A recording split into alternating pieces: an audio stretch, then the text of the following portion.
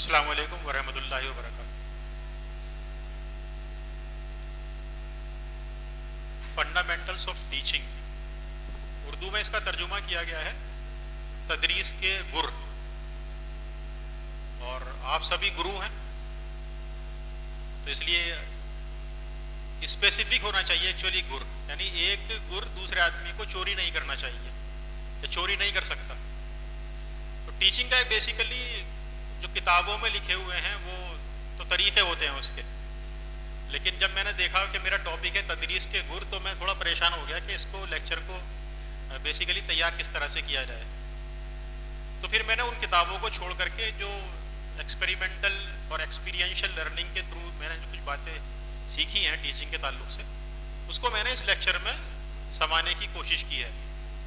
तो ये कोई वैसी थियोरेटिकल इसमें बातें नहीं आएंगी, बल्कि मैंने एक स्पेशल अप्रोच इसमें ली है। वो मैं आपको लेक्चर के इसके या प्रेजेंटेशन के बाद में बताऊंगा कि वो अप्रोच क्या थी। आप ज़रा, मैं चाहूँगा कि आपकी तवज्जो रहे उसमें। फर्स्ट स्लाइड देखिए। सबसे पहले तो जब हम कोई काम शुरू करते हैं, आप गुरु हैं ना, ये तो सब मानते हैं। मुझे उसका फेमिनिज्म नहीं पता कि गुरु को क्या कहते हैं, फेमिनिन जेंडर उसका क्या होता है, लेकिन इतना जान लीजिए कि गुरु इतना अच्छा वर्ड है कि उसको अंग्रेज़ों ने भी मजबूर होकर के अपनी डिक्शनरी में शामिल कर लिया है एज सच। उनके पास इसका मुतबादिल नहीं था, तो उसके टीचिंग के गुरु पढ़ रहे हैं तो जाहिर है उसका भी मेरे ख्याल से कोई मुतबादिल है नहीं किताबों के अंदर। तो गुरु सबसे पहले ध्यान किस चीज़ पर देता है कि जो काम वो कर रहा है उसका आउटकम क्या होगा, नतीजा क्या होगा। तो इसलिए जब हम टीचर बने हैं, गुरु बने हैं और हमें क्लास में बच्चों को पढ़ाने के लिए जाना है, तो हमें ये पता होना चाहिए कि हमारे इस काम का नतीजा क्या होने वाला है। तो सबसे पहला जो आप स्लाइड ये देखिएगा कि ट्रू मीनिंग ऑफ एजुकेशन क्या होता है, तालीम का जो सही मीनिंग है वो क्या है। बहुत सारे मीनिंग आपके सामने आ सकते हैं, किताबों पर मत जाइए, बुकिश नॉलेज पर मत जाइए, आप ये तलाश करने की कोशिश कीजिए कि एजुकेशन का सही मीनिंग क्या है। तो जो मेरा हिसाब है, जो मैं सोचता हूँ वो ये है कि इसका सही मीनिंग लिटरेसी नहीं है, बल्कि लिटरेसी प्लस मैनर्स, या आप ये कह सकते हैं कि प्रोसेस्ड फॉर्म ऑफ नॉलेज जो है वो एजुकेशन कहलाती है। यानी हमारे पास इंफॉर्मेशन है, इंफॉर्मेशन को हमने कन्वर्ट किया नॉलेज के अंदर, फिर हमने नॉलेज की प्रोसेसिंग की किस चीज़ के साथ में। जैसे घर पर अगर आपको भिंडियाँ बनानी है तो भिंडी काट करके ऐसा नहीं होगा कि उसको देगची में डाल दिया जाएगा, बल्कि उसके साथ कुछ मसाले भी डालने होंगे, कुछ तेल भी डालना होगा, तब उसके अंदर जायका आएगा। इसीलिए इंफॉर्मेशन जब हमारे पास होती है तो उसमें उसको नॉलेज में कन्वर्ट करना, और फिर मैनर्स वगैरह के साथ में जब आप बच्चों को उसको सिखाएंगे तो मैनर्स और बहुत सारे अखलाकियात की चीज़ें हैं, उसके बाद में फिर वो एजुकेशन के अंदर कन्वर्ट होती है। तो ये आउटकम हमारे जहन में रहना चाहिए जब हम क्लास में जाएं कि हम बच्चों को एजुकेशन देने के लिए जा रहे हैं, इन्फॉर्मेशन फराहम करने के लिए नहीं जा रहे हैं। यानी पहला आउटकम उसका ये होना चाहिए। दूसरी चीज़ ये है कि जब हम एजुकेशन बच्चों में इम्पार्ट करें, बच्चों को एजुकेशन दें, तो हमारा मकसद ये होना चाहिए कि students can fit and fight with the internal and external environment. यानी मैं अगर अपनी क्लास में बच्चों को पढ़ाने के लिए जा रहा हूँ तो उसका मकसद क्या है, चाहे मैं उसको ड्राइंग का सिखा रहा हूँ, या मैं उसको सोशल स्टडीज सिखा रहा हूँ, या मैं उसको मैथमेटिक्स सिखा रहा हूँ। कैरियर ओरिएंटेड एजुकेशन होती है, हम सभी को मालूम है, लेकिन उसका प्राइम मकसद है वो ये है कि बच्चा अपनी जो इंटरनल एनवायरनमेंट है उसका, यानी बच्चे का जो नफ्स है ना, बच्चे की जो फिजिकल बॉडी है, बच्चा उसको समझे, अपने आप को समझे। और जब बच्चा अपने घर के माहौल से और स्कूल के माहौल से बाहर जाए निकल करके, तो उस नॉलेज के बेस पर, उस एजुकेशन के बेस पर बच्चा उस एनवायरनमेंट से फाइट करना सीख जाए। यानी ऐसा ना हो कि हमने बच्चों को स्कूल में पढ़ा दिया, अब बच्चा बाहर के एनवायरनमेंट में जा रहा है लेकिन उसको कुछ पता ही नहीं है कि लोगों से किस तरह से बात करनी है, पेड़ पौधों से किस तरह से डील करना है, एनवायरनमेंट से किस तरह से डील करना है। तो एजुकेशन का आउटकम भी होना चाहिए, और यही हमारा फन है कि अगर हम बच्चों को बाहर के माहौल के लिए तैयार कर पाते हैं तो हमारा एजुकेशन का मकसद पूरा होता है। जनरली होता क्या है कि बच्चे स्कूल में आते हैं, जैसा घर का माहौल होता है वैसा ही माहौल वो स्कूल के अंदर चाहते हैं, और बाहर के लायक वो नहीं रहते। बाहर अगर उनको 10 लोगों से बात करनी है, उन लोगों से बात नहीं कर पाते वो, है ना। अगर कोई मेहमान आता है घर पर तो मेहमान के साथ में किस तरह से डीलिंग करनी है वो सब चीज़ नहीं सीख पाते। तो सारे सब्जेक्ट्स को हम इस तरह से पढ़ाएं कि बच्चा एक्सटर्नल एनवायरनमेंट से डील करने के काबिल हो जाए। और एक आउटकम इसका ये होना चाहिए कि टीचिंग और लर्निंग का जो गैप है इसको हम खत्म कर दें। ये थोड़ी सी एक डिफरेंट सी चीज शायद आपको लग रही होगी, लेकिन आप ये देखिए कि जब हम बच्चों को क्लास में पढ़ाने के लिए जाते हैं, है ना, हम गुरु हैं उसके, हमारा लेवल ये होता है, एक ऊंचा लेवल होता है हमारा। बच्चे का लेवल क्या होता है, ये होता है। हमें अपनी नॉलेज को उसमें इंपार्ट करना है, लेवल डिफरेंट है, तो हमें क्या करना होगा, टीचर को अपने लेवल को नीचे लाना होगा और बच्चे के लेवल को ऊपर लाना होगा, है ना। अपने लेवल को नीचे लाने का मकसद क्या है, अपने लेवल को नीचे लाने का मकसद ये है कि हम बच्चा बन जाएं क्लास के अंदर जाकर के। अगर मैं क्लास में जाकर के बच्चों को पढ़ा रहा हूं और मैं बड़े की तरह से ही पढ़ा रहा हूं, तो फिर इसका मतलब यह है कि मैंने अपना लेवल ऊपर रखा हुआ है। बच्चा क्लास में डरता रहेगा, घबराता रहेगा। लेकिन जैसे ही मैं अपने आप को बच्चे की स्किल पर लाना शुरू करूंगा, यानी क्लास में बच्चा बन जाऊंगा, है ना, बच्चों की लैंग्वेज में कायदे से बात करूंगा, कुछ हंसी मजाक बच्चों से करूंगा, तो हम दोनों का लेवल इक्वलाइज हो जाएगा और फिर एजुकेशन आसानी के साथ में फ्लो करेगी टीचर से बच्चों की तरफ। तो ये एजुकेशन का एक आउटकम है, टीचिंग लर्निंग गैप को खत्म करना। Next slide. तो अब मैं अपनी बात शुरू करता हूं। नो योरसेल्फ, इससे पहले एंड नो योर स्टूडेंट्स। जब मैं चाहूंगा कि मैं गुरु बनूं, टीचिंग के गुर सीखना चाहता हूं, तो मुझे पता होना चाहिए कि मैं क्या हूं। एज ए टीचर मुझे अपने बारे में पता होना चाहिए और मुझे ये भी पता होना चाहिए कि मेरे स्टूडेंट्स क्या हैं, क्या लेवल है स्टूडेंट्स का। ये कुछ साइकोलॉजिकल एस्पेक्ट्स हैं, इसको आपको समझना होगा। लेकिन ये ध्यान रखिए कि जब तक हम एक टीचर की हैसियत से अपने आप को नहीं समझ पा रहे हैं, ये नेक्स्ट स्लाइड में बातें आएंगी थोड़ी सी, तो हम अच्छी तरह से एजुकेशन को इम्पार्ट नहीं कर पाएंगे। और जब तक मैं अपने बच्चों को, क्लास के बच्चों को, उनके साइकोलॉजिकल ट्रेट को या फिर उनकी नफ्सियात को अच्छी तरह से नहीं समझ सकता, तो मैं बच्चे को साइंस पढ़ाना या सोशल स्टडीज पढ़ाना तो बहुत दूर की बात है, मैं उसको गेम्स भी नहीं सिखा पाऊंगा। तो ये जरूरी है कि मैं अपने बारे में और बच्चों के बारे में जानूं। Next slide. जब मैं ये कोशिश करूंगा कि मैं एज ए टीचर अपने बारे में जान लूं और जब मैं ये कोशिश करूंगा कि मैं बच्चों के बारे में जान लूं, तो फिर मुझे ये मालूम होना चाहिए उसके बाद में कि how to learn and how to teach. यानी टीचर को टीचर बनने से पहले ये मालूम होना चाहिए कि वो कितना अच्छा स्टूडेंट है ना। अगर मैं चाहता हूं कि मैं अपनी क्लास में जाकर के पढ़ाऊं और मैं एक टीचर की हैसियत से ही जाता हूं, तो मैं क्लास में कभी भी ठीक से नहीं पढ़ा पाऊंगा। मैं जाऊंगा, एक नीरस सा लेक्चर दूंगा बच्चों को, खुश्क सा लेक्चर दूंगा और क्लास से बाहर आ जाऊंगा। तो इसलिए टीचर बनने से पहले ये जरूरी है कि मैं एक स्टूडेंट बन जाऊं, यानी कि अपने लेक्चर को मैं अच्छी तरह से तैयार करूं। जो बहुत सारे टीचिंग के अभी मेथड्स आए थे, उन सभी के मैं अपने लिए एक अच्छा सा लेक्चर, अच्छा सा तरीका आइडेंटिफाई करूं और फिर बच्चों को मैं पढ़ाऊं। Next slide. तो ये अभी हमने बात की थी आउटकम पर, कि नतीजे क्या होने चाहिए एक गुरु के टीचिंग के, यानी इसके गुरु क्या होने चाहिए। अब हमें यह पता होना चाहिए कि जब हम पढ़ाने के लिए जा रहे हैं तो हमारे दिमाग में कौन कौन सी शॉर्ट कमिंग्स होती हैं, क्योंकि हम अपने आप को ऊपर रख कर जाते हैं। स्टूडेंट का लेवल ये है, हम यहाँ लेकर के जाते हैं अपने आप को। तो जब हम अपने लेवल को ऊपर रखते हैं तो हमारे जहन में कुछ शॉर्ट कमिंग्स होती हैं अपने स्टूडेंट्स के ताल्लुक से। तो सबसे पहली शॉर्ट कमिंग क्या है, problems of students are considered as mistakes. Student है, उसके अंदर लिंग्विस्टिक कैपेबिलिटीज लिमिटेड हैं, अपनी बात को वो कायदे के साथ में नहीं रख सकता, या ये कहिए कि हमारी कमी है कि उसकी बात को हम कायदे के साथ में नहीं समझ सकते। तो स्टूडेंट क्लास के अंदर जो भी एक्टिविटीज करता है जो कि हमारी मर्जी के खिलाफ होती हैं, तो हम क्या समझने लगते हैं कि स्टूडेंट क्लासरूम के अंदर प्रॉब्लम क्रिएट कर रहा है, जबकि स्टूडेंट अपनी समझ के साथ में उस चीज को सही कर रहा होता है। यानी क्लास में स्टूडेंट की जो भी एक्टिविटी होती है वो उसकी समझ के मुताबिक सही है। और एज ए टीचर मैं क्या समझ रहा हूँ, मैं ये समझ रहा हूँ कि स्टूडेंट क्लास के अंदर प्रॉब्लम क्रिएट कर रहा है। तो सबसे पहली बात जो शॉर्ट कमिंग होती है टीचर के माइंड में, यानी जिसकी वजह से वो अच्छा गुरु नहीं बन पाता, वो टीचिंग के गुरु नहीं जान पाता, वो ये है कि प्रॉब्लम, स्टूडेंट्स की प्रॉब्लम को वो उनकी गलती मानना शुरू कर देता है ना। दूसरी शॉर्ट कमिंग क्या होती है कि जो मैंने भी पहले बात अर्ज की थी आपसे, कि एजुकेशन को हम लिटरेसी के बराबर करार देते हैं। यानी किसी स्टूडेंट के मार्क्स अगर ज्यादा आ रहे हैं क्लास में तो हम समझते हैं कि बच्चा बहुत ज्यादा एजुकेटेड है, किसी के मार्क्स कम आ रहे हैं तो हम समझते हैं कि बच्चा बहुत ज्यादा वीक है। और इसमें भी खास तौर से ध्यान देने की बात यह है कि अगर बच्चे के मैथमेटिक्स के अंदर मार्क्स ज्यादा आते हैं तो उसको क्लास में सबसे ज्यादा इंटेलिजेंट समझा जाता है। तो ये जो टीचर के दिमाग में बातें हैं जो कि उसको अच्छा टीचर बनने से रोकती हैं, इसका हमें ध्यान रखना चाहिए। तीसरा जो शॉर्टकमिंग है जो टीचर के माइंड में रहती है वो ये है कि जो बच्चे को हम मेमोरी चिप्स मानना शुरू कर देते हैं। जैसे हमें कोई लेक्चर कंप्यूटर के अंदर चिप लगा देते हैं ना, उसके अंदर पूरा पूरा मटेरियल उसमें इकट्ठा हो जाता है, तो जो बच्चा जितना ज़्यादा रट करके उसको उगल देता है, हम समझते हैं कि वही बच्चा ज़्यादा अच्छा है। तो अगर हम इन 3 शॉर्टकमिंग्स का ध्यान रखेंगे और इसको दूर करने की कोशिश करेंगे तो हो सकता है कि हम अच्छे टीचर बन जाएं, अच्छे गुरु बन जाएं, टीचिंग के गुर हम हासिल कर लें। Next slide.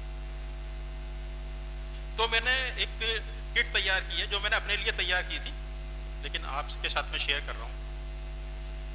Kit of tools to become a good guru, एक अच्छा टीचर बनने के लिए जो हमारे पास किट होनी चाहिए वो क्या है। सबसे पहली बात उसके अंदर ये आएगी कि मुझे अपना SWOT एनालिसिस करना चाहिए।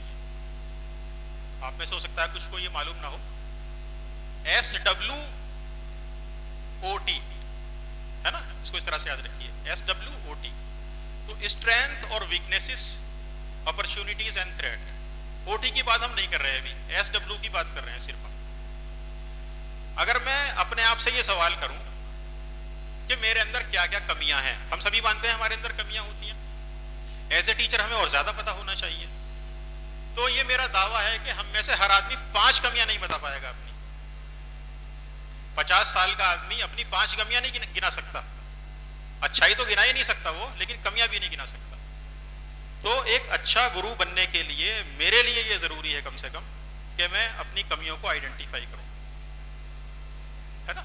ये SWOT एनालिसिस के अंदर आता है, हालांकि ये मैनेजमेंट की बात है, इसको कभी किसी दूसरे लेक्चर में डिस्कस किया जा सकता है अच्छी तरह से। तो ध्यान रखिए कि आप सभी अपनी अपनी 5 कमियां एज ए टीचर लिखें या एज ए पर्सन लिखें और उस पर गौर व फिक्र करें कि वो किस तरह से हमारे अच्छे टीचर बनने में रुकावट पैदा कर रही है, हिंड्रेंसेस पैदा कर रही है। दूसरा काम हमें ये करना चाहिए, plan your work and work your plan. Planning तो हम लोग कर लेते हैं, है ना। प्लानिंग किस तरह से करते हैं कि लेक्चर प्लान हम करते हैं, किस तरह से हमें पढ़ाना है जाकर के, या कौन सा लेक्चर हमें देना है, कौन सा पार्ट पढ़ाना है क्लास के अंदर जाकर के, है ना। लेकिन उसकी प्लानिंग हम नहीं कर पाते क्लास में जाकर के उसको करना किस तरह से। तो उसमें आप जनरली ये कर सकते हैं कि अगर आपका 30 मिनट्स का लेक्चर है फॉर एग्जाम्पल, तो 5 मिनट शुरू के और 5 मिनट बाद के, ये तो आप बिल्कुल दूसरे कामों के लिए छोड़ दीजिए। क्लास में जब आप जाएं बच्चों को अच्छी तरह से ग्रीट कीजिए, सलाम कीजिए, जो भी आप करते हैं गुड मॉर्निंग उनसे कीजिए, है ना। उसके बाद में जो लेसन आपको शुरू कराना है उसके लिए गियर किस तरह से डालना है, यानी अगर आपको एयर पढ़ाना है क्लास के अंदर जाकर के तो कोई बैलून ले जाइए, बैलून खुला करके दिखाइए बच्चों को, तो बच्चे आपकी तरफ माइल हो जाएंगे। शुरू के 5 मिनट आप इस तरह से रखिए। जैसे जब कोई बच्चा बुलेट स्टार्ट करता है तो उसको एकदम से नहीं चलाता, 2 मिनट के लिए छोड़ देता है उसको, कहते हैं उसका इंजन गर्म हो रहा है। तो क्लास को वार्म अप करने के लिए आप 5 मिनट छोड़ दीजिए। 20 मिनट के लिए आप एयर के बारे में पढ़ाइए, लास्ट के 5 मिनट आप छोड़िए क्वेश्चन आंसर के लिए या डिमॉन्स्ट्रेशन के लिए, जो भी तरीका आप अपना सकते हैं। तो इस तरह से अपने काम को आप प्लानिंग के साथ में कीजिए। टीचर को टाइम की बड़ी फिक्र होती है, घड़ी पर नजर रहती है, 2 बजने वाले हैं, 1:59 पर पूरा पैकअप करने के बाद में निकलना शुरू कर देते हैं। तो टीचर क्या करते हैं कि अपने किस चीज को प्लान करते हैं, वर्क को या टाइम को?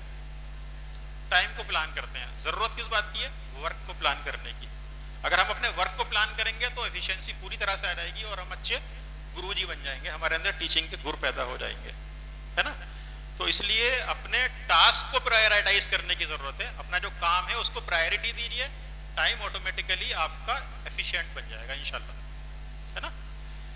उसके बाद में यानी बहुत एक कॉमन सी लैंग्वेज में हम कहते हैं कि गधा लादी ना करना, यानी गधे की तरह काम मत कीजिए, स्मार्ट तरीके से काम कीजिए।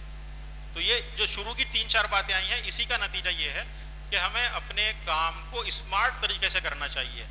लोग कहते हैं कि मैंने तो देखा है उस टीचर को बहुत मेहनत करता है, लेकिन अगर आप उसके काम को साइंटिफिकली मेजर करने की कोशिश करें तो मालूम चलता है कि वो दिन भर लगा तो रहता है, लेकिन काम की उसकी कायदे के साथ में स्मार्ट प्लानिंग नहीं होती, टाइम ज्यादा खर्च करता है छोटे छोटे टाइम पर, है ना। तो इसलिए स्मार्ट तरीके से काम करने की जरूरत है। उसके लिए जरूरी यह है कि आप अपने मैनेजमेंट से बात करके जो पूरे साल का प्लान है आपके सब्जेक्ट का उसको डिस्कस कीजिए। उस पूरे प्लान को आप एनुअल प्लान में कन्वर्ट कीजिए पहले, है ना। एनुअल प्लान को फिर दो तरीके हो सकते हैं उसके बाद में कन्वर्ट करने के, या तो मंथली उसको कन्वर्ट कीजिए, या फिर PT1, हाफ ईयरली, PT2 और एनुअल, 4 हिस्सों में तकसीम कर लीजिए। जो इसमें से जो आपको आसान लगता है उस तरह से कर लीजिए। फिर लेसन वाइज प्लानिंग कर लीजिए, तो आप देखेंगे कि आपका काम बहुत ज़्यादा स्मार्ट हो जाएगा, आपको पढ़ाने में बहुत आसानी हो जाएगी, बच्चों को समझाने में आपको इंशाल्लाह बहुत आसानी हो जाएगी। इसके लिए आप डायरी मेंटेन कीजिए ज़रूर। एक कंपनी में मैं गया तो वहाँ मेरी उसके MD से मुलाकात हुई, तो उन्होंने अपनी डायरी का लास्ट पेज खोला और उस लास्ट पेज पर उनका डेली का पूरा सिस्टम लिखा हुआ था। यानी उनसे आप पूछिए कि 13 मार्च को कंपनी के अंदर क्या होगा, तो पूरा बता सकते थे कि हमारा सेल्स टारगेट ये है, कलेक्शन टारगेट ये है, प्रोडक्ट का टारगेट ये है। उसी तरह से आपकी भी पूरे 365 दिन नहीं होते टीचर्स के लिए, ज़्यादा से ज़्यादा 200 दिन होते हैं, 200-210 दिन होते हैं। आप उसकी प्लानिंग आसानी के साथ में कर सकते हैं। इसके अलावा जो सबसे बड़ी कमी देखने में आती है वो टीचर्स खासतौर से 1st to 8th क्लास के लिए, वो कंसिस्टेंसी में आती है। यानी हम अपने काम को मुतवातिर अंदाज में नहीं कर पाते। जब मौका मिला कर लिया, जब मौका हमें नहीं मिलता हम उसको काम को छोड़ देते हैं। कंसिस्टेंसी अगर हमारे काम के अंदर है तब हम अपने काम को अच्छी तरह से कर सकते हैं और टीचिंग के सारे हुनर को, सारे गुर को हम अपना सकते हैं आसानी के साथ में। सबसे खास बात जो टीचर के लिए है, जो कि उसके ब्रिलियंट होने से भी ज्यादा इंपॉर्टेंट है। हम ये समझते हैं कि अगर कोई आदमी ब्रिलियंट है तो वो अच्छा टीचर बन सकता है। हम ये समझते हैं कि अगर एक स्टूडेंट ज्यादा ब्रिलियंट है तो ज्यादा अच्छा स्टूडेंट होगा। उससे ज्यादा जरूरी चीज है इमोशनली इंटेलिजेंट होना, है ना। अगर मैं इमोशनली इंटेलिजेंट हूं तो मैं सोसाइटी के लिए एक अच्छा फर्द हूं। अगर मैं इमोशनली इंटेलिजेंट नहीं हूं तो फिर सोसाइटी के लिए मैं बहुत अच्छा आदमी नहीं हूं। इसीलिए एक टीचर के लिए ये जरूरी है कि उसको अपने इमोशंस पर काबू रखना चाहिए। पहली बात तो उसको ये पता होना चाहिए कि इमोशंस क्या होते हैं, है ना। बच्चा क्लास में अगर बैठा हुआ है इस तरह से आपके लेक्चर के दौरान, तो आपको उसको देखकर ये अंदाजा होना चाहिए बच्चे को कि बच्चा किस तरह से सीखना चाहता है। मैं उस पर गुस्सा ना करूं बल्कि अपने इमोशंस पर कंट्रोल करूं। मेरी सलाहियत ये होनी चाहिए कि मैं बच्चे की किसी एक्टिविटी पर रिएक्टिव होने से ज्यादा रेस्पॉन्सिव बनूं। ध्यान दीजिएगा, रेस्पॉन्सिव होना अलग चीज है, रिएक्टिव होना अलग चीज है? अगर क्रिकेट की बॉल आ रही है और मैंने बिना सोचे समझे मार दिया उसको, तो हो सकता है मैं क्लीन बोल्ड हो जाऊं। लेकिन अगर मैं उस पर रेस्पॉन्ड दूंगा तो फिर मैं आसानी के साथ में चीजों को कर सकता हूं। यानी गुस्सा करने से पहले बच्चे की किसी एक्टिविटी पर मुझे ये पता होना चाहिए कि मुझे रेस्पॉन्सिव किस तरह से होना है। तो रेस्पॉन्ड होना ज्यादा इंपॉर्टेंट होता है टीचर के लिए बनिस्बत उसको रिएक्ट करने के किसी चीज को। तो रिएक्टिव नहीं होना चाहिए टीचर को कभी भी, बल्कि अच्छा एक उसको रेस्पॉन्सिव होना चाहिए। Next slide. ये जो भी 10 पॉइंट हमने डिस्कस किए हैं, इसमें टाइम मैनेजमेंट की बहुत इंपॉर्टेंस है। आपने गौर किया होगा कि जो 10 पॉइंट हमने डिस्कस किए हैं, इसमें 7-8 पॉइंट ऐसे हैं जिसमें सिर्फ टाइम की ही बात आई है। और ये बात अभी आ चुकी है कि टीचर जो है टाइम के ताल्लुक से बहुत ज्यादा यानी टाइम मैनेजमेंट उनका बहुत ज्यादा कमजोर होता है टीचर का, है ना। तो ये एक ग्रिड है टाइम मैनेजमेंट के लिए। इसमें आप देखेंगे कि जो ब्लैक पोर्शंस हैं ये अर्जेंट और नॉट अर्जेंट, यानी ये हमारे काम हैं। कुछ काम हमारे अर्जेंट होते हैं, कुछ काम हमारे वो होते हैं जो कि अर्जेंट नहीं होते। ये क्लासरूम के ताल्लुक से और वर्क प्लान करने के ताल्लुक से। दूसरी चीज क्या है, जो वर्टिकल ग्रिड है उसमें इंपॉर्टेंट और नॉट इंपॉर्टेंट लिखा हुआ है। यानी हमारे कुछ काम होते हैं जो कि इंपॉर्टेंट होते हैं, कुछ नॉट इंपॉर्टेंट होते हैं। तो फिर आप देखिए इन दोनों को कॉन्साइज कीजिए। यानी इंपॉर्टेंट काम है हमारे और अर्जेंट है। जो इंपॉर्टेंट और अर्जेंट काम है उसके खाने में क्या लिखा हुआ है, डू। यानी वो काम आपको फौरी तौर पर करना है अपनी क्लास के अंदर, है ना। या फिर अगर लेसन प्लान आपको करना है तो ये काम आपको फौरी तौर पर करने चाहिए। डू और यानी डू का मतलब है वो काम जो इंपॉर्टेंट है और अर्जेंट है। दूसरी ग्रेड में कौन से काम आ गए, जो कि इंपॉर्टेंट है लेकिन अर्जेंट नहीं है। इसके बारे में आप डिसाइड कर सकते हैं कि इसको कब करना है, मुझे अभी करना है या बाद में करना है। तीसरी ग्रेड में क्या काम आ जाते हैं, जो कि इंपॉर्टेंट नहीं है लेकिन अर्जेंट है। इंपॉर्टेंट नहीं है लेकिन अर्जेंट है। फॉर एग्जाम्पल मैं आपके सामने इस वक्त खड़ा हुआ हूं, मेरे घर से कॉल आ गई, है ना। अब ये काम मेरे लिए कैसा है, इंपॉर्टेंट तो नहीं है कॉल को अटेंड करना, लेकिन ये अर्जेंट हो सकता है। तो फिर मैं क्या करूं, किसी दूसरे साहब को फोन दे सकता हूं कि आप मेरा कॉल अटेंड कर लीजिए।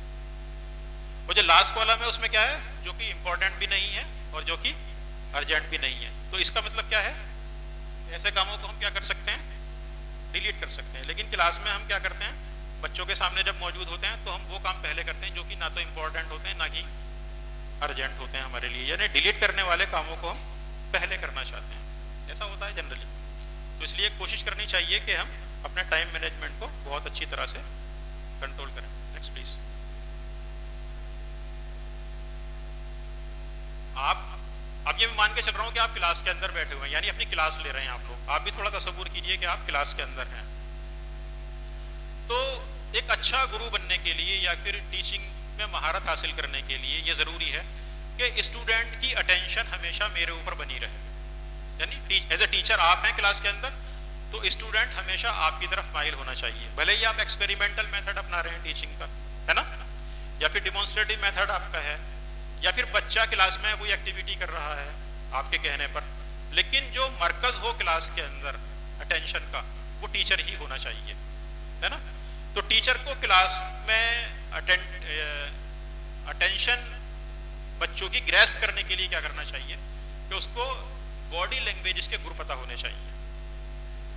किसी बच्चे को या पूरी क्लास को अपनी तरह अगर आप मुतवज्जे रखना चाहते हैं हमेशा, तो फिर आपको ये पता होना चाहिए कि आपकी बॉडी लैंग्वेज के क्या तरीके हैं। जनरली आपने देखा होगा कि जब आप क्लास में पढ़ाती हैं तो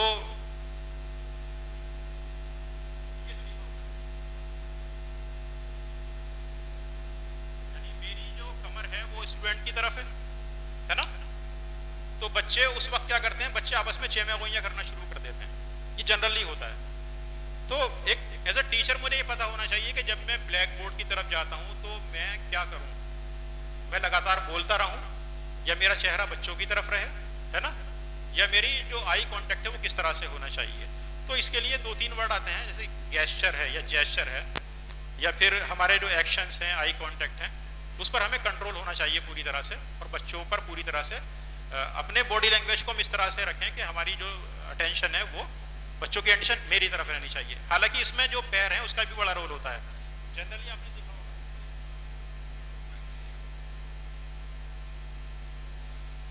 जब हम क्लास में पढ़ा रहे हैं, अगर मैं इस तरह से खड़ा हुआ हूं और मेरा चेहरा बच्चों की तरफ है, लेकिन मेरे पैरों का डायरेक्शन क्या है, मेरा डायरेक्शन पैरों का है दरवाजे की तरफ, तो बच्चे को पता नहीं होता बॉडी लैंग्वेज की रीडिंग किस तरह से करनी है। लेकिन उसके बावजूद बच्चे की जो नफ्सियात है उसको ये बता देती है कि टीचर मुझे पढ़ाने की तरफ मुतवज्जे नहीं है। तो जिधर आपका चेहरा है, आपके पैरों का डायरेक्शन भी उधर ही होना चाहिए, है ना। अगर ये कंडीशन है तो फिर बच्चे का ध्यान ऑटोमेटिकली हमारी तरफ ज्यादा होगा। कुछ टीचर्स होते हैं जो कि कॉन्फिडेंस उनका शुरू में कम होता है, जब वो क्लास के अंदर जाते हैं तो बच्चों से आंखों में आंखें डाल करके बात नहीं कर पाते या बच्चों को नहीं पढ़ा पाते। तो उसके लिए भी जरूरी है कि अपने आई कांटेक्ट को हमेशा बच्चों की आंखों में ही रखें। ऐसा ना हो कि पढ़ा मैं यहाँ रहा हूँ, मेरा ध्यान है छत की तरफ, पढ़ा मैं इधर रहा हूँ, मेरा ध्यान है पंखे की तरफ। ये छोटी छोटी ऐसी चीजें हैं जो आपको टीचिंग में महारत देती हैं, और इंशाअल्लाह ताला इससे आपका जो टीचिंग मेथड है वो बहुत अच्छा हो जाएगा। अभी बात आई थी कि टीचर्स को बोलने की आदत बहुत ज्यादा होती है, सुनने की आदत कम होती है। अब जरा गौर कीजिए, ये जो टी पॉइंट है हमारा, इसमें कितने कान होते हैं, कितने कान होते हैं हमारे पास, और जबान एक जबान होती है। तो कुदरती तौर पर हमारा रेशियो क्या आ रहा है, सुनने का और बोलने का 2:1 आ रहा है। लिसन और स्पीक। हमें आदत नहीं होती कि बच्चों को हम ज्यादा सुने। जब तक बच्चों को हम ज्यादा नहीं सुनेंगे क्लास के अंदर, तो हम क्या करेंगे, अपनी बात को कह करके, यानी लेक्चर मेथड कह करके बाहर निकल जाएंगे। तो इसलिए हमें ये आदत बनानी चाहिए कि बच्चों की प्रॉब्लम्स को लिसन करें, यानी सुने, और फिर बोलें कम, सुनने पर ध्यान ज्यादा दें। यानी कम से कम 2:1 का रेशियो तो जरूर होना चाहिए, जिससे कि हम अच्छे टीचर बन सकें। Next slide. हमारा काम है बच्चों को पढ़ाना, है ना। हम ध्यान कब देते हैं बच्चों पर, इलेक्ट्रोमैग्नेटिक स्पेक्ट्रम के बारे में आप सभी को पता होगा, है ना। उसमें यानी जो रेनबो निकलता है उसमें 7 रंग होते हैं, उसको विबग्योर बोलते हैं हम। लेकिन उसके अलावा भी स्पेक्ट्रम होता है जो कि हमें नजर नहीं आता, है ना। उसमें कौन कौन सा स्पेक्ट्रम होते हैं, इंफ्रारेड होता है जो कि रेड से इस साइड में होता है, और अल्ट्रावायलेट होता है जो कि वायलेट से उस साइड में होता है। हमें सिर्फ वो चीजें नजर आती हैं जो कि विबग्योर वाले पोर्शन के अंदर होती हैं। तो एज ए टीचर हम अपने बच्चों पर सिर्फ कहां ध्यान देते हैं? स्कूल टाइम के अंदर। नीचे वाले में देखिए, लर्निंग स्पेक्ट्रम के अंदर देखिए, जो स्कूल टाइम है, हम समझते हैं कि हमारी जिम्मेदारी सिर्फ यही है कि बच्चा स्कूल में क्लास के अंदर क्या कर रहा है, उसने क्लास वर्क कर लिया नहीं किया, स्कूल में उसकी एक्टिविटीज किस तरह की हैं। लेकिन हमें क्या करना है, बच्चे के पूरे स्पेक्ट्रम को कंट्रोल करना आना चाहिए। यानी प्री स्कूल स्पेक्ट्रम, स्कूल आने से पहले, पोस्ट स्कूल स्पेक्ट्रम, घर पर जाने के बाद। अगर हम इन चीजों को कंट्रोल कर सकते हैं, प्री स्कूल स्पेक्ट्रम, स्कूल वाला टाइमिंग और पोस्ट स्कूल स्पेक्ट्रम, तो हम एक अच्छे टीचर साबित हो सकते हैं। और ये बहुत सिंपल चीजें हैं आपके लिए। पेरेंट्स भी आपसे आकर के कहते होंगे, अभी बच्चे से कह दीजिए सुबह को दूध पीकर आए, ये दूध नहीं पीता है। बच्चे से कह दीजिए नाश्ता करके आए, है ना। कभी कभी पेरेंट्स का फोन आता होगा आपके पास में कि ये आज नाश्ता करके नहीं आया, जरा लंच उस पर ध्यान रखिएगा, लंच बॉक्स में इसका हमने थोड़ा सामान ज्यादा रख दिया है। तो टीचर की जो एक्चुअली जिम्मेदारियां हैं ना, आजकल के ज़माने में आपने देखा होगा कि आजकल के ज़माने में पेरेंट्स पेरेंटिंग उस तरह से नहीं कर पा रहे हैं जिस तरह से हमारे पेरेंट्स ने हमारी की थी पेरेंटिंग। ये बड़ा इशू है आजकल के सामने। तो पेरेंट्स ने अपनी जिम्मेदारियों को टीचर को दे दिया है, यानी टीचर को टीचर की तरह से भी काम करना है और पेरेंट्स की तरह से भी काम करना है। तो आपकी जिम्मेदारियां जब ज़्यादा हैं तो आपका स्पेक्ट्रम भी ब्रॉड हो जाता है टाइम मैनेजमेंट का। तो इसलिए बच्चे के आपको स्कूल आवर्स के अलावा बाकी उस पर भी ध्यान देना होगा। और करना कुछ नहीं होता, आप एक लिस्ट तैयार कीजिए रोजाना 5 कामों की जो आपको बच्चों को बताने हैं, क्लास में आकर के आप उनको बता दीजिए, बच्चे पर पूरी तरह से उसका असर हो जाएगा, है ना। Next slide please.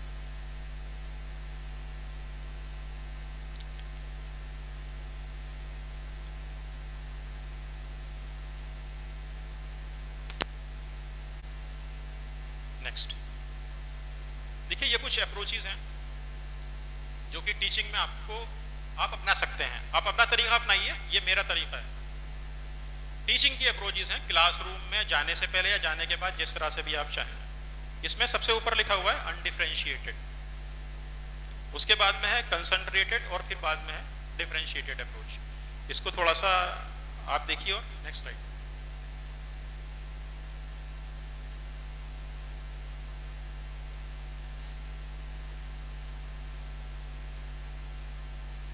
क्लास के बच्चों को आइडेंटिफाई कीजिए कि कौन सा बच्चा किस नेचर का है।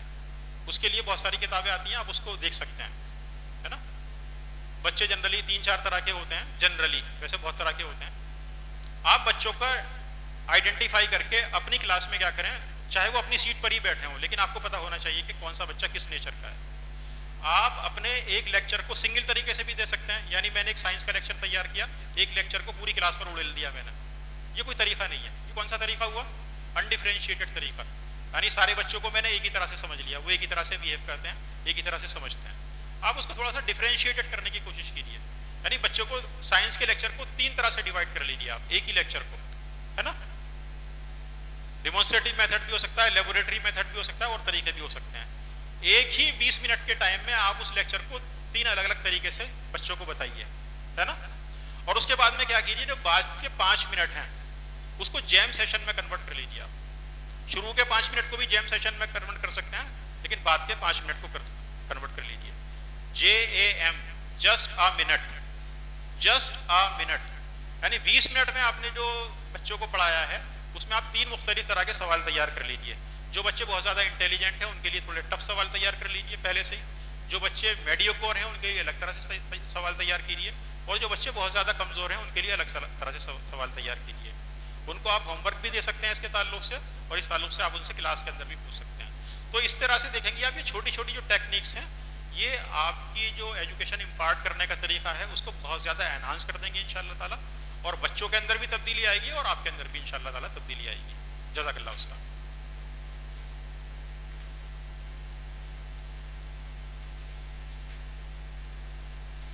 इसके बाद ये वक्फे का ऐलान किया जाता है, 15 मिनट का वक्फा है। तमामी ट्रेनीज से दरख्वास्त की जाती है कि ठीक वक्त पर, ठीक 15 मिनट बाद ऑडिटोरियम में तशरीफ ले आए।